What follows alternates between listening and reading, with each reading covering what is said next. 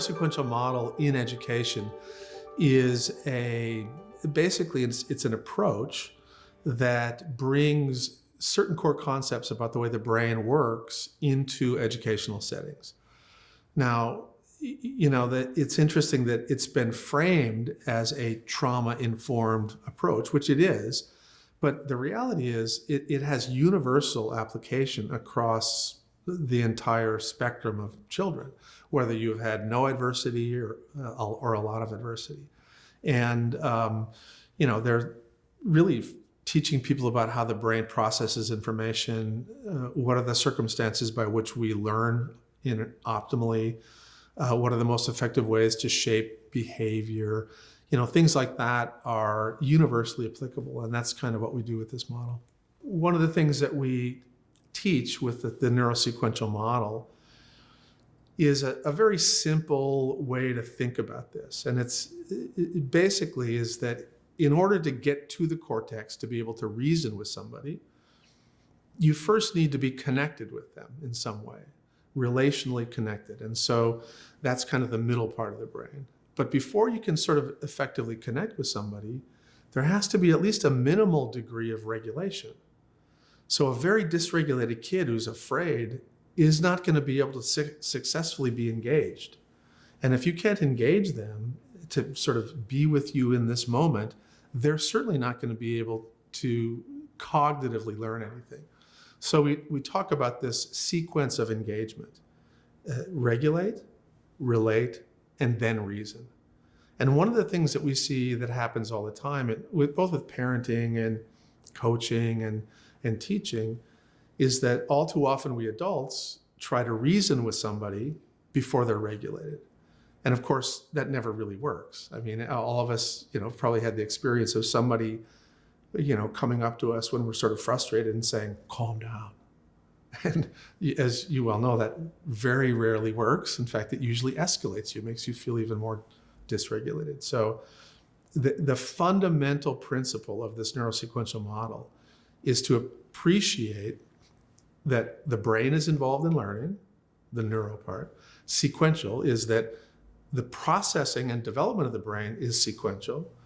And then really the third part is that you have to adhere, you have to follow the rules. You have to follow the rules of the biological organization of the brain if you're going to be successful in parenting, teaching, coaching.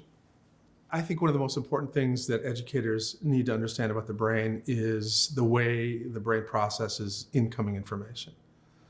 And the reason that's so important is that the human brain is basically organized in a hierarchical way. So there's kind of a bottom part of the brain, a middle part, and then the top part. And the top part is an area we call the cortex. And I think most everybody's heard of that. And the cortex is the most uniquely human part of the brain. And all of the networks up in the cortex are the systems that help us learn language. They're responsible for sort of autobiographical memory. They're responsible for the ability to think about the future, to think about the past, and essentially every topic that an educator will teach has to get to systems in the cortex. And so really the job of the educator and the job of the coach and the job of the parent and the job of anybody who wants to sort of change the human part of the brain is to get to the cortex. Now the dilemma is that when I talk with you, the sound waves are translated into pattern neuronal activity that go into lower parts of the brain. And then they get processed, and then they go to the middle part of the brain, and they get processed, and then they finally get to the top part of the brain.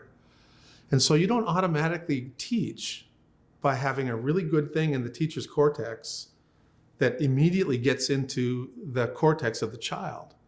And so what you have to do is get through the middle part of the teacher's brain, the lower part of the teacher's brain, out into space, into the lowest part of the student's brain, into the middle part of the student's brain, and then finally up to the cortex. So there's a lot of places where that can go wrong. And the reason educators need to understand a little bit about stress, distress, and trauma is that all of those things will interfere with that process in ways sometimes subtle, but sometimes in really extreme ways. You may have a child who comes into the classroom who's very well regulated. Their stress response system is completely normal.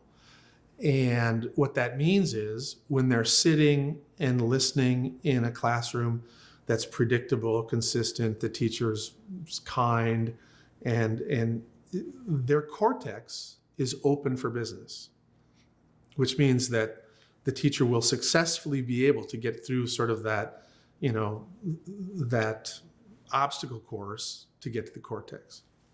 But if somebody has a history of trauma, the stress response system will be abnormally activated, and that will shut down the cortex so that even if you're a really good teacher, the incoming input, the words and the nonverbal cues and all of the things that you use to teach, they're going to get short-circuited on the way to the cortex, and that child will not learn as much.